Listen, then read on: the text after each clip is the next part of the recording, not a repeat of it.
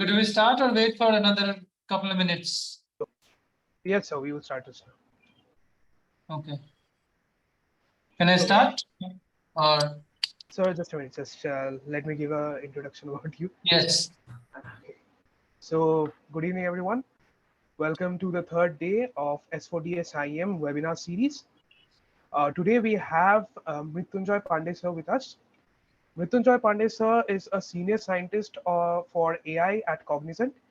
He's an AI architect at Cognizant Technology Solutions, having 17 plus years of cross-industry experience, having published multiple research papers in machine learning, and has designed custom algorithms for automation using AI and ML.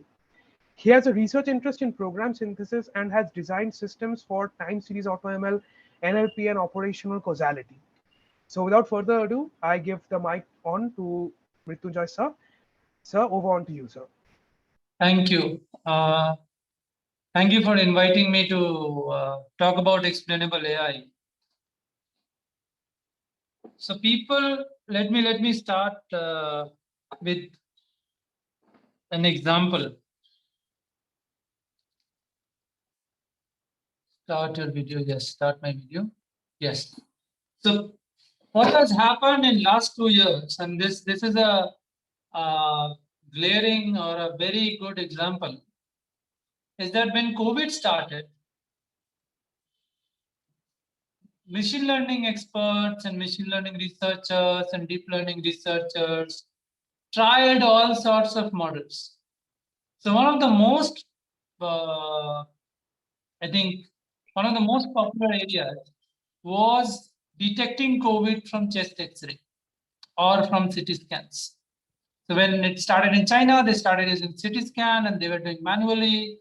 But as the caseload was increasing in the different waves, they wanted to automate the decision that who has COVID and who does not have COVID.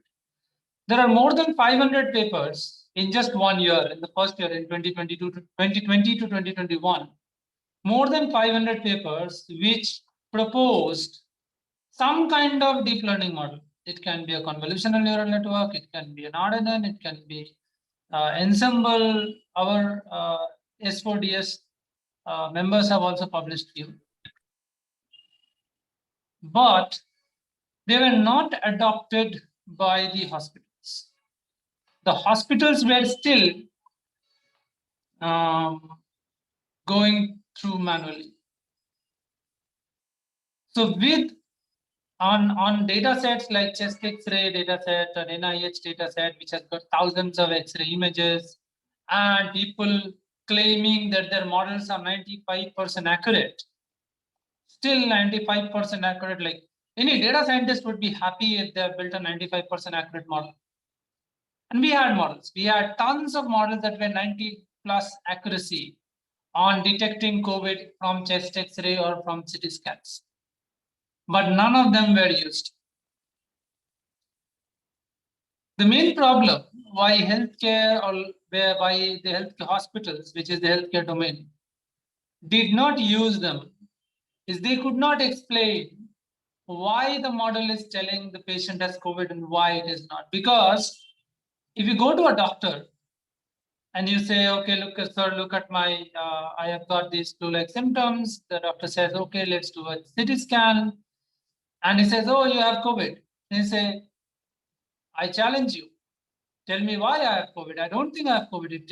It is plain flu symptoms. So he will show you on the X-ray or on the CT scan more likely that this is why you have a viral pneumonia and a pneumonia. Usually pneumonia does not have this kind of occlusion. You have a lung collapse. This is why you have COVID. But that is something that you don't get from machine learning model. Just says you have got COVID. Either you take it or leave it. I have no explanations for you. So one of the reasons in high stakes environments like life and death, which is in healthcare, life science, or mission critical systems, which is either in, for example, in autonomous driving, people don't trust. And that's why people don't use. The adoption of machine learning, you will see, is more inclined towards where you don't have trust issues. Marketing. You don't have to trust, you just get a better ROI. Campaign management, marketing, object detection, synthetic data is fine. But the moment you try to do for a real domain, like it has become powerful enough to start using for messy real world use cases beyond the synthetic data, then questions start coming. Why? Why is this COVID? Why is this cancer? Like cancer is a poster child of explainability, because you will take a CT scan and you take it to an oncologist, a cancer expert, and they'll say why it is not a cancer or why it is a cancer. Because the moment you give a patient diagnosis, it is a cancer, there is money involved because it will cost you lakhs to do the treatment. And there's mental health involved, because the moment you say someone cancer, they're like, I'm dead. They immediately get depressed. Or even the case of even COVID, if you say that you have COVID, you're like, not after the vaccination, but in like 2020, if someone knows you have COVID, you're going to be isolated, quarantined, and depressed. You don't want to give a wrong diagnosis. Or if you give a diagnosis, you should be able to justify it, defend it in court, in front of law. That is where explainability comes. How do you explain your model? Why the fundamental question is, why did the model give the output it gave? The question is why. Now there are many. This is the fundamental question of explainability. So the foundation of explainability, or the theoretical foundation of explainability, is base probability, is the base theorem.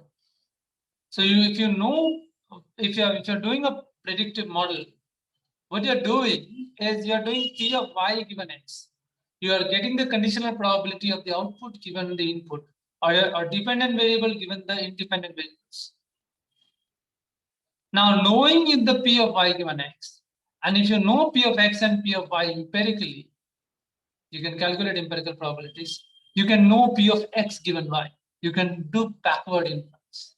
That is explainability. That if I have this, what's the most likely, what's the probability of the input feature? Now, this is typically realized as a feature importance or feature selection. So feature selection is a very big area in dimensionality reduction. And feature selection is the first technique to explain models. Basically, we're trying to rank features, rank the independent variables in how important they are to the model you have created. You may create logistic regression, linear regression, XGBoost, random forest, whatever. But you want to know which features are relevant and the ranking of them, which feature is more relevant, how much more relevant feature it is than others. So you kind of get a histogram by importance, like a cumulative plot by importance. Traditional methods, feature selection methods are there, but the more, when we say explainability, the more popular methods, and you can take a note of this, the more popular methods are known as LIME, LIME, or SHAP, SHAP.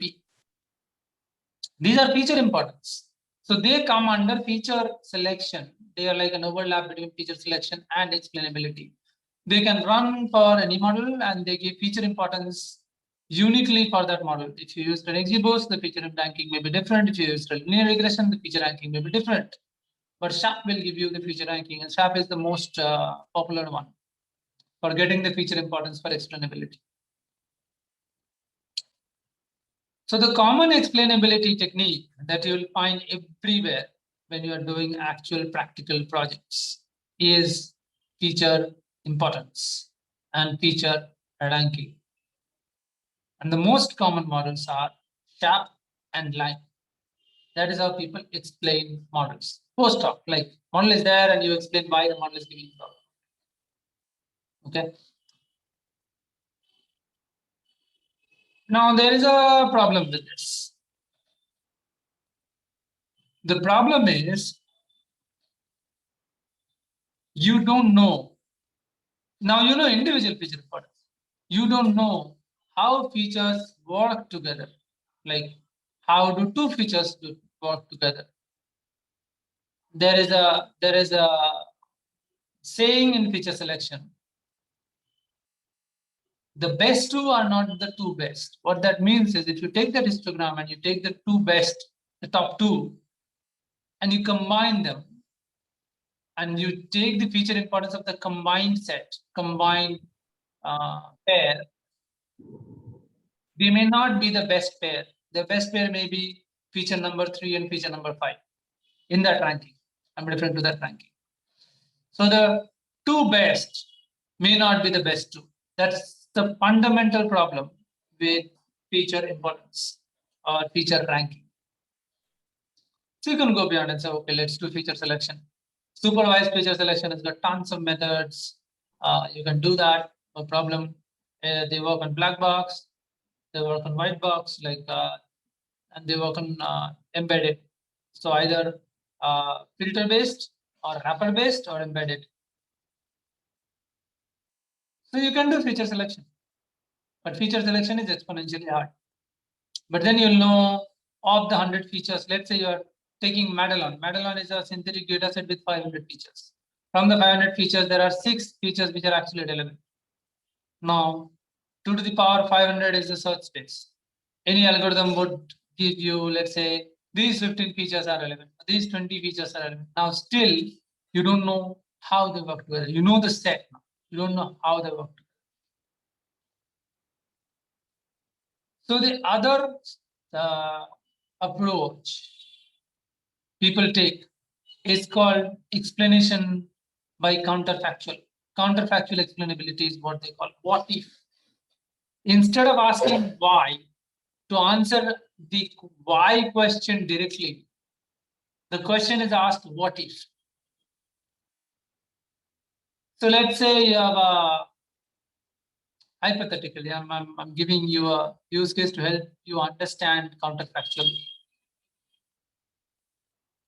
Let's say you have a patient data set, heart data set. It's very popular in UCI.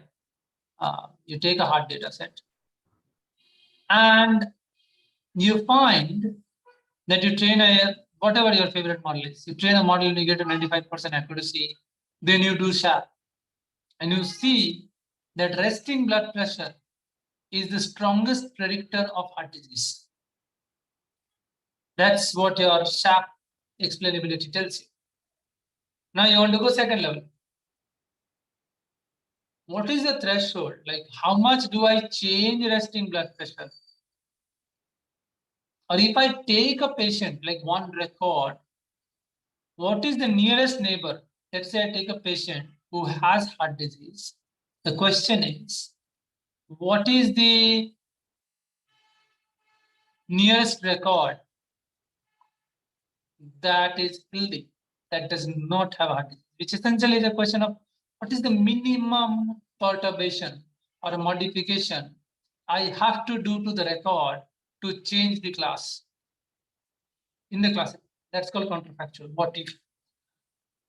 Now people try to understand this is pro. If I change the blood pressure from 160 to 140, does the patient become healthy? In life science, when companies like Pfizer, Sanofi, or any drug company, any pharmaceutical company tries to bring a new drug and does clinical trial, they are looking for this kind of information. I have a patient. I know 20 things or 200 things about the patient, which are features. Which feature, in medical terms, these are called biomarkers. Each feature is a biomarker. Which feature or biomarker should I change using my drug that the patient becomes healthy? This is counterfactual. So to understand counterfactual, clinical trials are done. So typically, if you do counterfactuals, there is a package called DIME, DIME, that gives counterfactuals for typical models like XGBoost or Random Forest. It's a package by Microsoft. So you can use counterfactual explanations. It's basically saying that you go to a doctor with your X-ray, and the doctor says, you have COVID. Like, explain why I have COVID. He will take a healthy diagram, healthy X-ray, and show you, look, your bottom half of your X-ray is opaque. But for a healthy X-ray, the bottom half of the chest is transparent. This is a direct symptom of pneumonia, viral pneumonia. So he will compare to, he will explain you by showing two X-rays, one with your X-ray and another who does not or have a disease that you are trying to ask. So that is a counterfactual. So you're basically asking, how will my X-ray look like if I don't have COVID? Or if you're healthy, the doctor says, no, you don't have. No, doctor, I've got all these flu symptoms. Proof. Doctors have to prove, and they can be taken to court. Not in India, but in US, doctor can be sued for misdiagnosis. So they usually have to prove in court. So if I don't have COVID, proof. So what the doctor will do is doctor will put your X-ray and show another X-ray that has COVID, and he'll show, look, there's pneumonia here, but you don't have the pneumonia here. You don't have the opaqueness or occlusion here. That is how the doctor will explain with the counterfactual. What if I don't have? How will it look like? So feature importance is one way, which is sharp and line. Counterfactual is another. The third major approach, it's called global surrogate. And what global surrogate does is, let's say you have a neural network model. People love neural networks. Data scientists love neural networks. Business hate neural networks because you cannot explain why.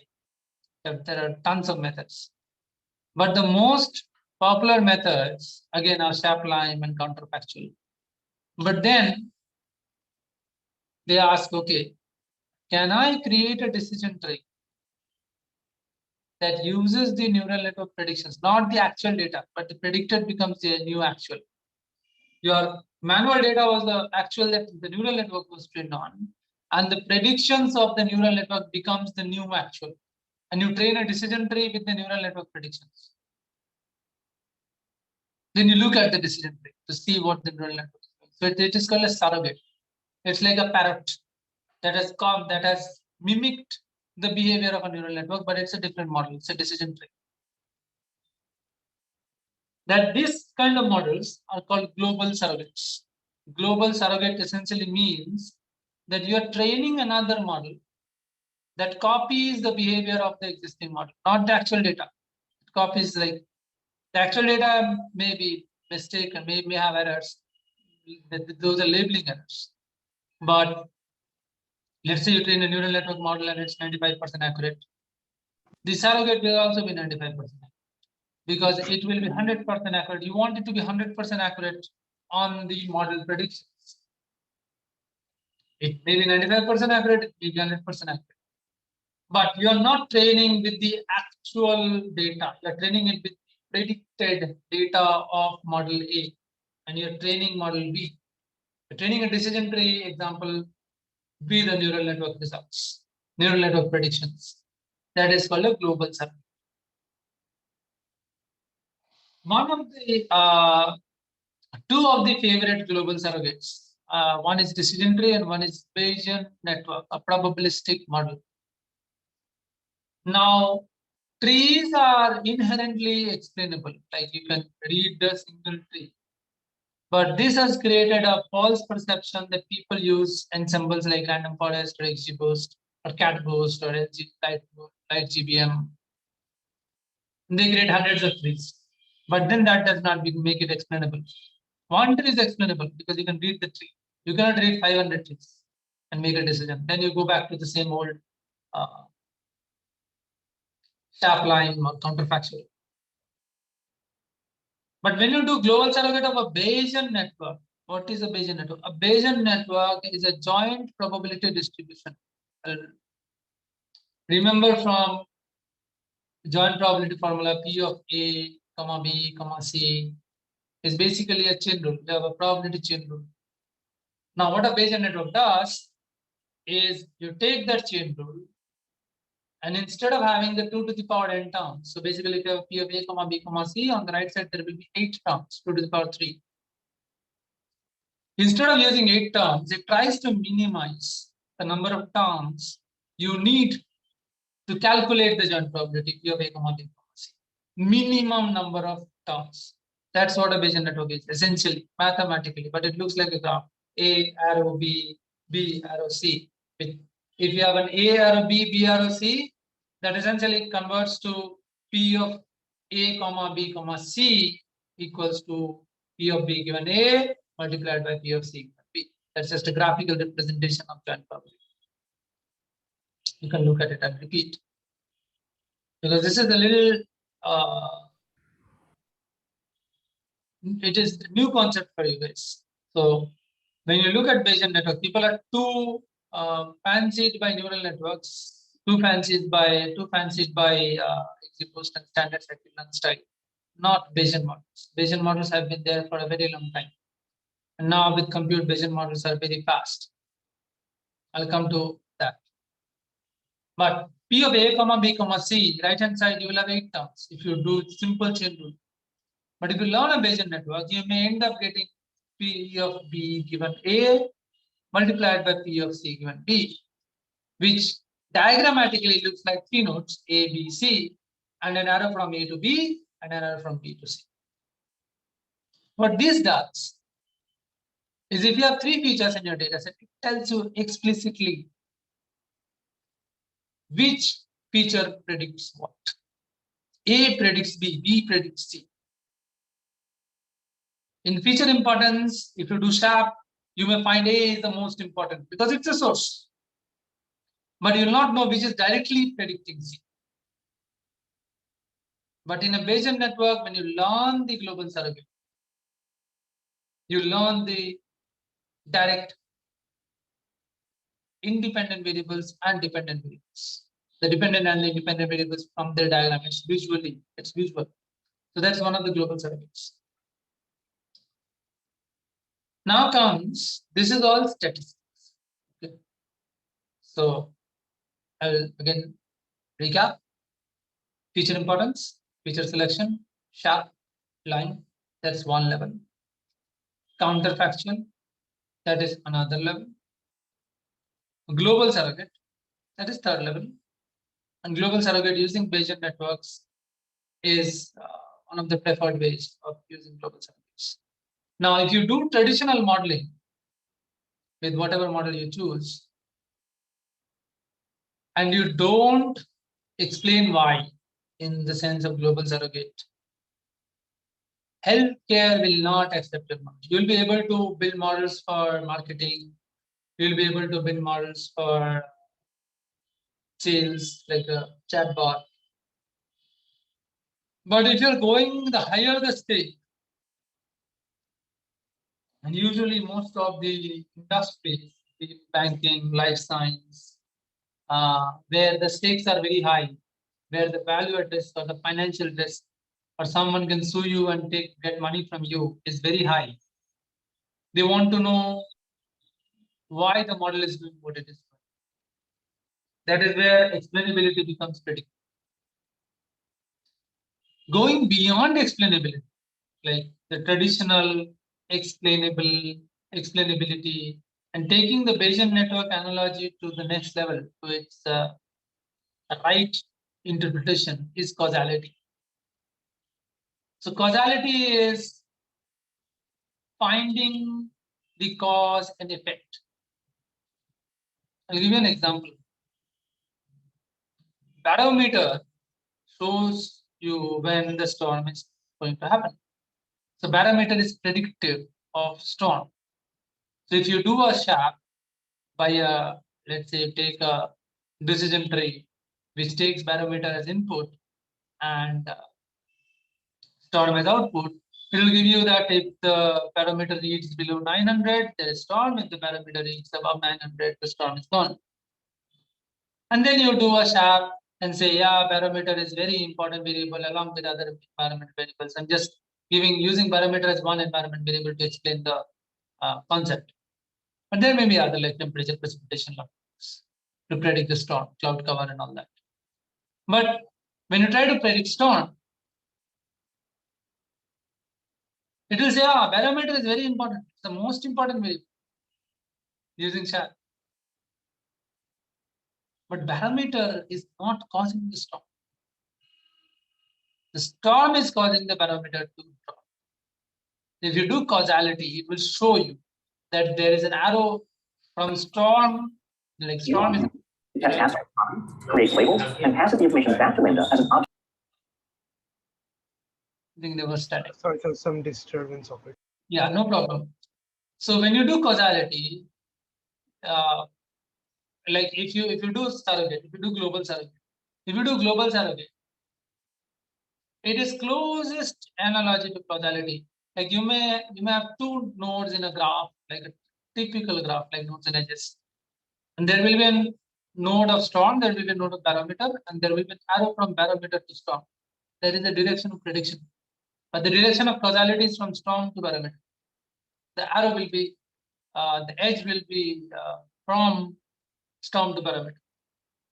So if you do a global surrogate and the data is sufficient enough, when I say sufficient, it covers all possible cases. It covers the entire distribution. Then you will get an arrow in Bayesian network. But if the sample is insufficient, if the sample is not informative enough, does not contain sufficient information, you will get an arrow from parameter to storm, which is wrong, which is predictive direction, not the causal direction. So prediction is not causality. You can predict, but that does not mean A causes B. You can predict B from A. Prediction goes both directions. Prediction is symmetric. Causality is asymmetric. Causality is only runs in one direction.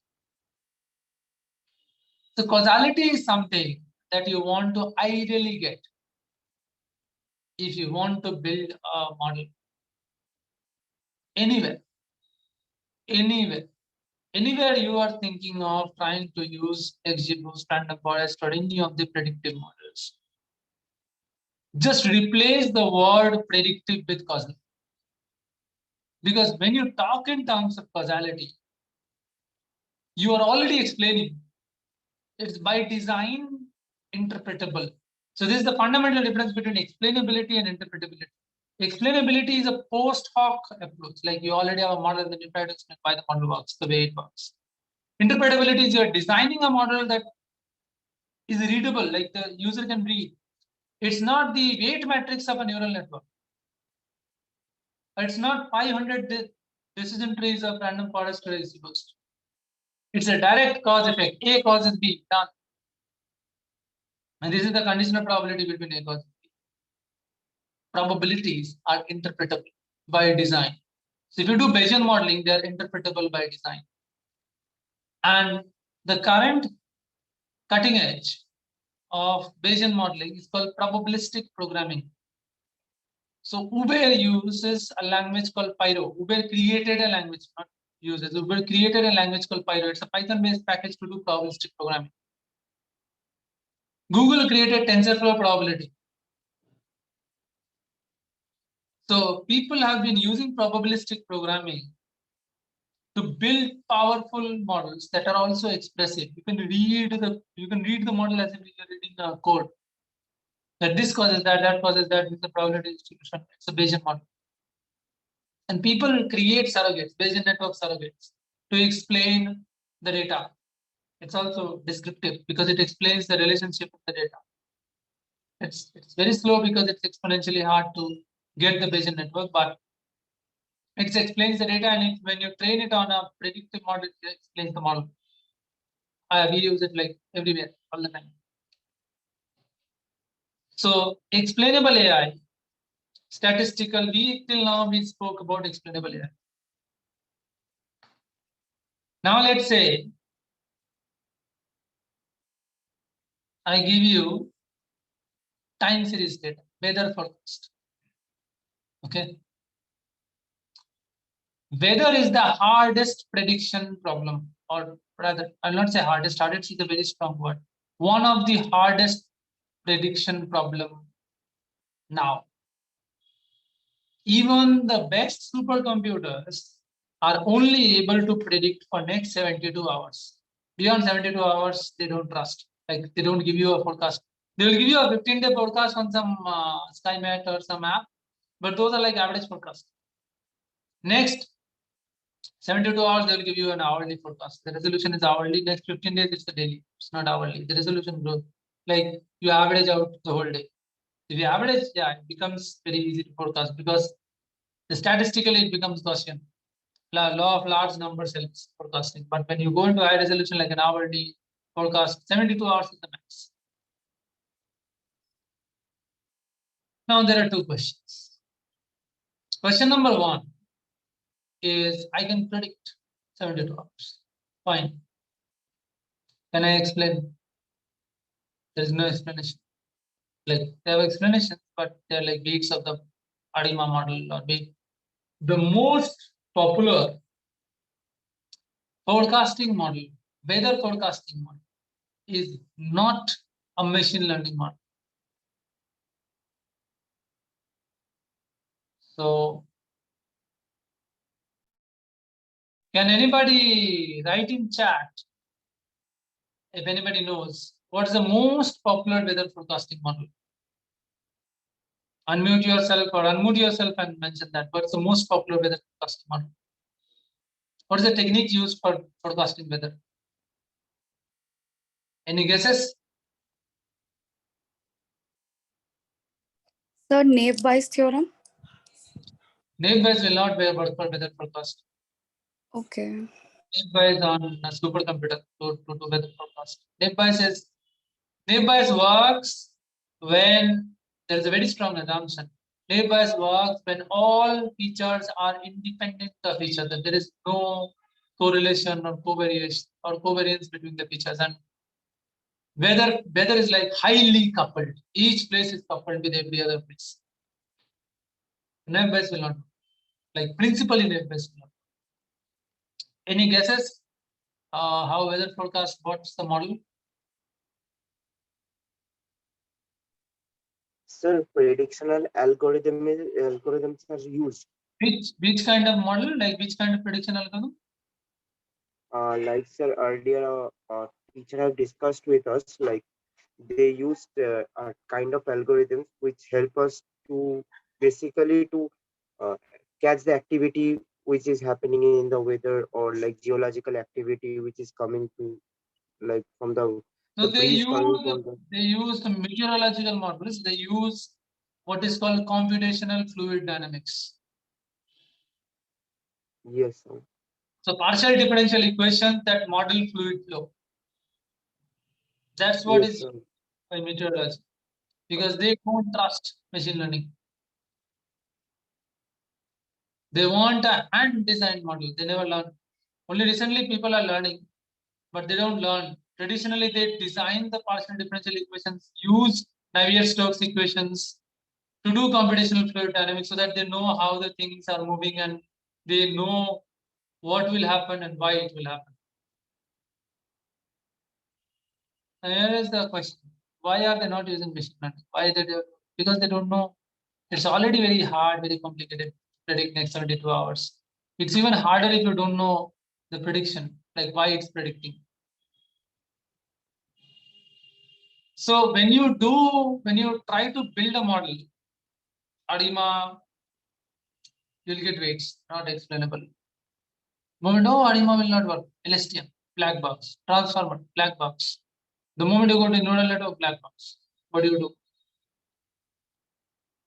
Time series forecast is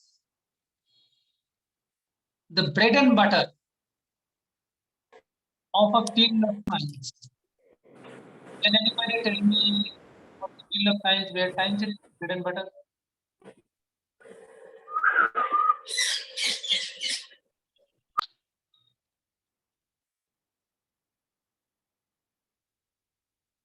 You guys studied it well during your +2. Should know. What's the field of science where time series have been there forever?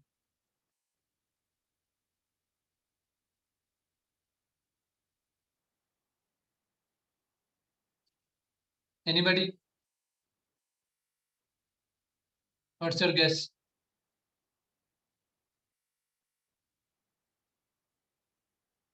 No guesses? So actually can't get your question that well. Huh? Sorry? Actually can't get your question that well. Okay. Which field of science is heavily dependent on time series forecasting?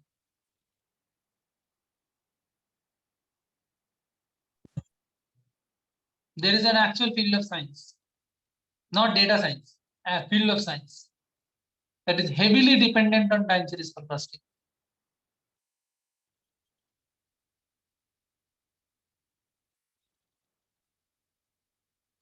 Any guess? There is that speed, distance, time. Is that speed, distance, time? Like we had a chapter earlier that speed, distance, and time was a field Yeah, of you're science. close. The whole field of physics. It can be classical mechanics, it can be quantum mechanics, it can be celestial mechanics. The moment you use the word mechanics, you're talking about motion. And the moment you're talking about motion, you are looking at an object through 3-dimensional coordinates or 6-dimensional coordinates. It's a time series. Physics have been working on time series since Isaac Newton. F equal to ma is the first equation for time series. Do you ever wonder why physicists don't use statistical methods? Why do they define partial difference? Why do they, the physics theories of physics, Navier-Stokes equations, partial differential equation, general relativity, partial differential equation, Maxwell equation, partial differential equation. Most of the theories of physics that explains how a particle moves through a field are differential equations. Partial, mostly partial. They don't use statistics. They use differential equations. They build the theories using differential equations. Why?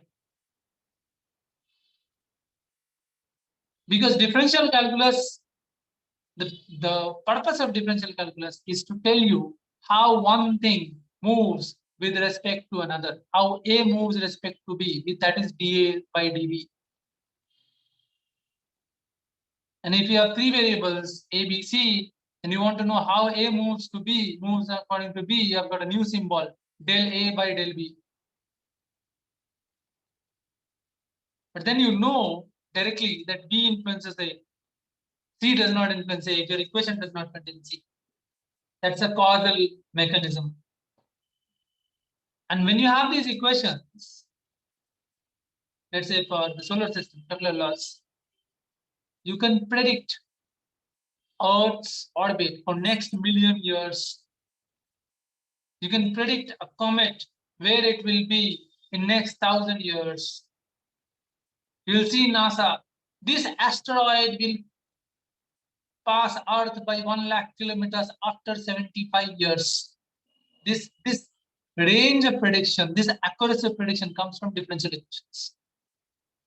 It comes from causal models, not predictive models, causal models. So theories of physics are causal models. How the world works, why it works, the way it works.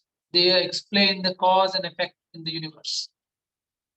They have been working with time series all the time. Physics is all about time series. So if you want to build explainable models, you should think like a physicist. When you're trying to build a model, what you're trying to build is you're trying to build a theory of the data, a causal theory of the data. This causes that. If it's static data, it's causal models and graph with features as nodes and arrows as edges, like the direction of causing, like storm causes parameter to drop, storm a node, parameter a node, and edge between them. If you have time series data, think in terms of differential equations. Instead of learning a transformer or a LSTM or ADIMA, you're trying to learn differential equation of the data that is explainable. that you can explain. People will understand. Not only it explains, but it also gives you far more predictive power. If we can learn better equations, the current differential equation used for weather forecasting gives you 72 hours. If you can learn a better differential equation, you could theoretically predict for next 3 months. But a statistical model cannot do that. A differential equation, a causal model.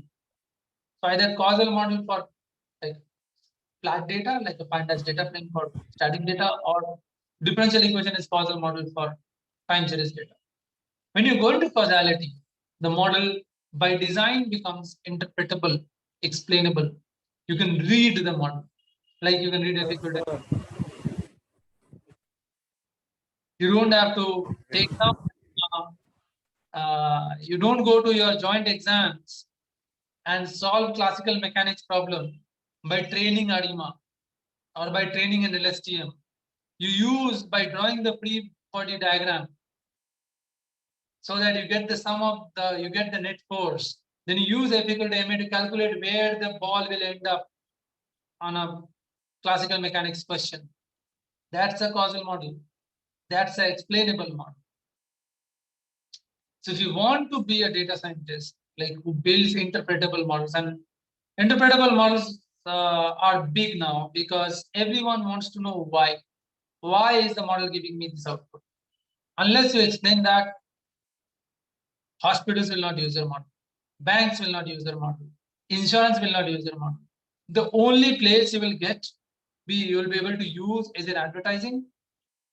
Like you just get ads, like you get ads in YouTube or just Google ads, or you get in sales like Amazon. You may also like social network analysis or recommenders. You don't have to explain them. Now they are also asking for interpretable models. That's a different topic altogether. But everywhere else, wherever there is high stakes, banks, hospitals, driving, prevent accidents. And for example, Tesla car crashed and the driver died. They had to analyze the whole investigation of FBI or the police department was why did the crash happen? Was it the autopilot? Was it the driver? When you have a legal complication in your model, you need to have explainable models. That okay, immediately you say what's the cause of the observation. And pharmaceutical companies like Pfizer, Novartis, Sanofi, you eat tablets, you take tablets when you're sick.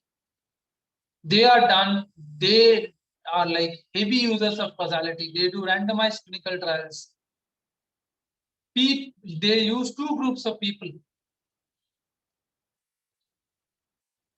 One group is given the actual medicine, another group is not given the medicine, like the sugar pill, which is called placebo. Not the actual medicine, but both have the same disease. They see how these groups differ without the groups knowing that everybody thinks that they took the real pill, a tablet, but no, half of them did not take the real tablet, half of them just take a fake tablet. They see the difference. This is called double-blind randomized control trial. This is to learn the causal, or this is to detect the causal relationship between the drug and the disease. Does the drug work for this disease? They'll not give you a miracle cure, but if it improves, they will sell it for, they'll make billions of dollars from that drug. They want to know causality. Same thing like from now, the same thing is being done from existing data set, not doing the randomized. It's called virtual trial or digital trial. So you have got healthcare data sitting in databases of millions and millions of customers. There is a database called IEM Market Scan, which has the last 20 years medication data set for 5 million patients. You can train models. You can learn from existing data. Is there causal relationship between a drug and a disease, like repurposing drug? So before COVID vaccines came, people tried to do repurposing. So for example, if you don't, now Paxlovid is there, which is from Pfizer, which is a specific drug for COVID. But when nothing was there, people used to give azithrol, clavam, Allegra, vitamin D, paracetamol, whatever the doctor thinks can be used because it has flu-like symptoms. That repurposing is also an exercise in causality. What if I do this? What if I don't do this? The survival rate. If I don't do this, that's counterfactual. Counterfactual is core to causality. Counterfactual explanation is one. But if you know what will happen, it's basically like, I'll give you a very easy example. You have headache. If you have headache, you may think, okay, let me take aspirin. Or you may think, let me take paracetamol, like crocin, pyrogesic, or anything, paracetamol category. Now, will the paracetamol cure my headache or will the aspirin cure my headache? How do you know? If your headache is cured by taking paracetamol, by taking aspirin, you may say, I took aspirin, my headache got cured. I took paracetamol, my headache got cured. But if the headache got cured anyway, without taking the paracetamol, then taking or not taking does not make a difference. If taking or not taking paracetamol does not make a difference, it is not helping you. That is not a causal relationship between the drug and the disease or the condition. Only if taking makes the difference and not taking makes it worse. That is when you know, yes, taking this drug will help me. That is what they do. So two groups of people with the same disease, one group they give the drug, another group they don't give the drug. So they say, if I don't take the drug, it should be there, it should not heal. If I give the drug, it should heal. If both groups are same after the treatment, then like it does not matter if I give or don't give. So this drug is not working. That's a counterfactual causality. What if I don't take the drug? What happens? If it's the same, it's useless. So you take it from existing data and you learn the causal relationship. Also, you can, because there is too much variance. It's already informative. With the data collected over the last 20 years, the data itself has been so informative that people have started doing causality from the data, interpretable models from the data. So when you think interpretability, when you think explainability, the whole world is moving towards causality.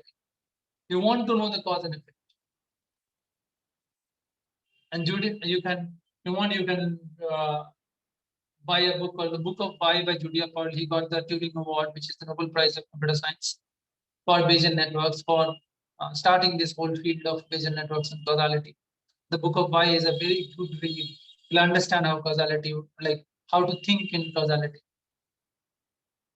And physics, like after static data, you cannot find series data physics. Then the third, text-based causality. You read a news article. You want to know what caused what. That is text-based causality.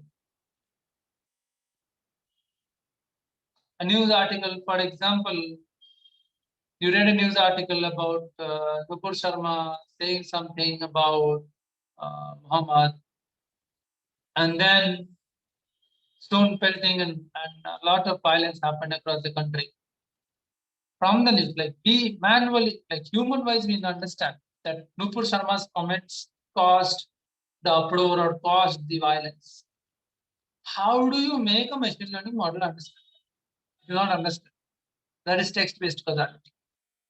Every time we think, our natural reasoning, the way we reason, the way we answer why, is through cause and effect. Simpler versions of cause and effect is the feature importance, feature selection, basic counterfactuals of how the class changes, global survey of the Bayesian network. But the actual way we answer why is through cause effect models. For static data, it's if this then that, basically if this then that, a lot of if this then that, not decision tree. Decision tree also uses if this then that, but if this, it's like a single decision tree which is causal. The way you understand the difference between a predictive model and causal model is, so let's say you have a predictive model. If the parameter is more than 900, there will be no storm. Else there will be storm. This is a simple if else. If you have to understand if this is predictive or causal, you simply change the parameter of the data. Let me make it over 900. Will the storm go away? No. If I like manually force the parameter to be over 900, the storm does not go there. That means this if else is not causal. It's just predicted. But hypothetically, if by making the parameter 900, the storm went away, then this if else is causal. So if else can be predictive and causal. You have to do the intervention. You have to change the independent variable and see if it changes the outcome. That is a direct test of causality. And you want causal models more than you want predictive. So you can start with predictive models to clean the data to get more information, kind of exploratory analysis. But at the end, you want a causal model. That is interpretable. That is explainable. You immediately can answer why. You can answer why on anything if you know the cause and effect in the data, in the process that generates the data. So this is the whole reference, whole talk. I hope you can retain a few things. I don't expect you to retain everything, but you can use Christopher Molnar's Explainable AI book, online book, and you can refer the book of Pi. You can buy a hard copy from Amazon by Julia Paul to understand causality. Thank you. Any questions? Thank you so much, sir, for the wonderful session. For the participants, the meet is now open for questions. Sir will take up any questions. Please do ask them in the chat box, or you can unmute yourself and then ask them to sir.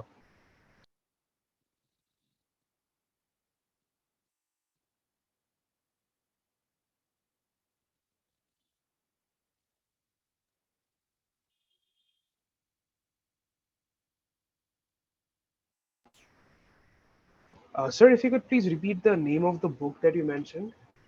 So there are two books. There are two books. One is Explainable AI by Christoph Molnar. It is an online book, like a HTML website. You can also buy it in print. It's also available in print. It's Explainable AI by Christoph Molnar. And the other book is The Book of Why by Julia Paul. I think I have. Just give me 1 minute. I'll show you the book of.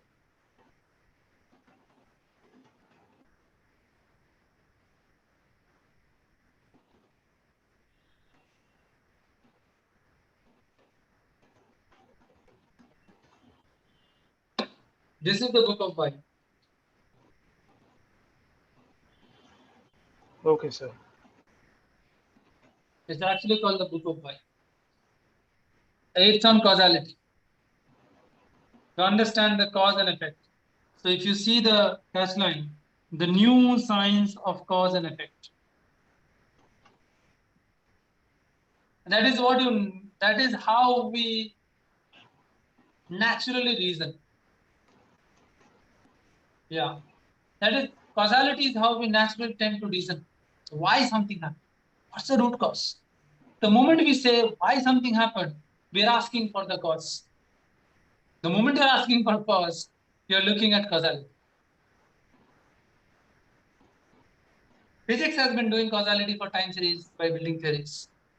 For static data, the cause effect, the causality, the science of causality is there, which gives you arrows. Better instead of parameter to storm, the arrow should be from storm to parameter. That's the example.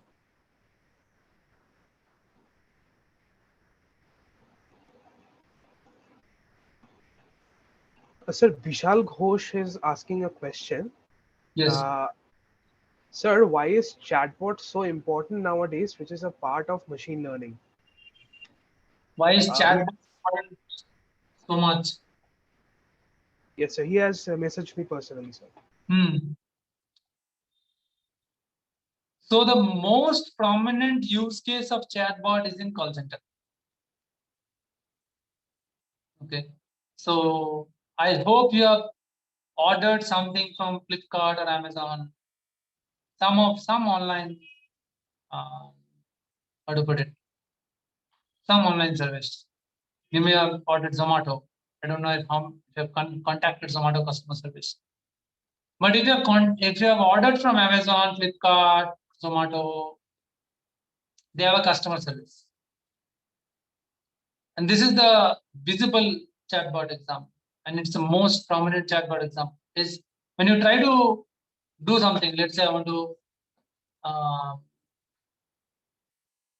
Zomato, I've got a complaint that this food was bad or that order was delayed or something happened. Or in Amazon, you want to return something, but you don't find. You need support. You need a person to answer a question. You need help. You call customer service. They chat with customer service. You get a link. Chat with customer service. So initially, they don't directly talk to your customer service. You don't directly talk to a person. Usually you interact with the chat. So the easy things, like the repetitive things that happen, the chatbot itself can handle. And they use chatbot to handle that. So that instead of having 1 lakh customer service representatives answering every question, they can have a chatbot and they can have 50,000 people. So they don't have to pay 50,000 people. They only pay 50,000 people because the questions are complicated. You don't have a canned or a defined answer which a chatbot can answer. So chatbots are mostly used by customer service to reduce the number of people they have to hire. That's the primary use case of chatbots. Every company will have customer service, and they would usually have a chatbot to help them with the customer service to minimize the number of employees in the customer service. Hope that answers the question.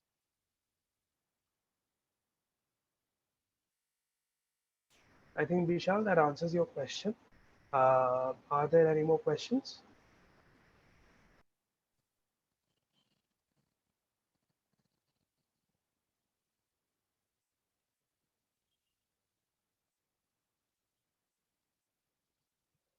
Hello, am I audible? Yes. Sir, so I have a question. So, Yeah. going forward, will explainability be a characteristic feature of most models we face on a day-to-day basis? Explainability, it's not that explainability will be like, there are hundreds of, if you have used scikit-learn or Carrot, there are at least 200 plus model in those packages. But not all packages are interpretable. You can use SHAP later to do feature importance and all that.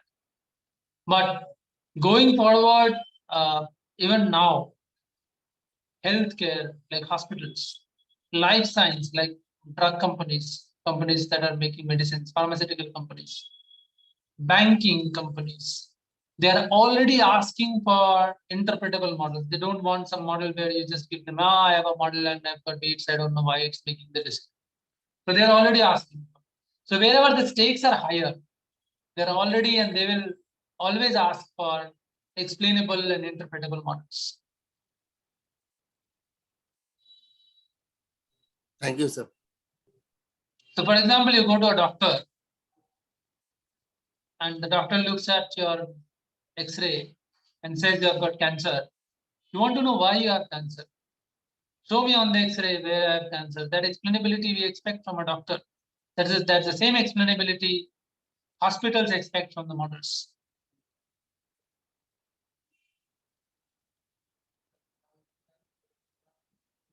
Sir, do loan systems which basically say whether a loan application is accepted or rejected, do they use AI Yeah. now? Yeah. So is that explainable? Yeah, they have now used, earlier they were simply using predictive models, very accurate predictive models, but now they are trying to get explainability. The reason they're trying to get explainability is basically they are being challenged on bias. So there was a major issue in United States where for judiciary, like courts were using models to predict if you should get 6 months of jail or 10 years or 10 months of jail. And they found that the model was biased against blacks. So black people were getting more punishment than whites for the same crime. To understand bias in the model, banks are also obligated to use explainable methods. And they use counterfactual. So if I change this guy from white to black, will the punishment increase drastically? And for loan, if I change this property, if I change this feature to from A to B, will it change the loan amount? To understand the gender bias or the race bias in the data, in the model. Okay, sir. So bias is detected using counterfactuals. Okay, sir.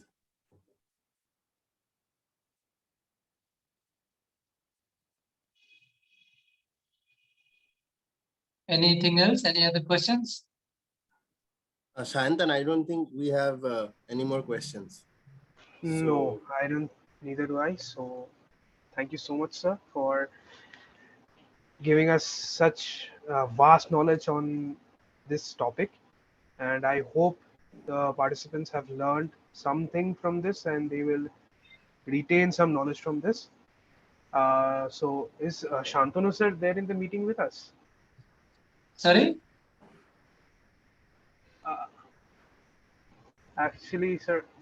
Okay, so Shomudip, please could you Could you present your screen? present your screen? So, Mithila sir, this is a token of gratitude from S4DS IEM student chapter Thank you. for imparting such immense knowledge on this topic. And thank you so much. And we would like to see you in more such webinars where we conduct Yeah, this. happy to share my experiences and the learnings that I have over the years. Thank you. Thank you so much, sir. Officially over. And now I'll just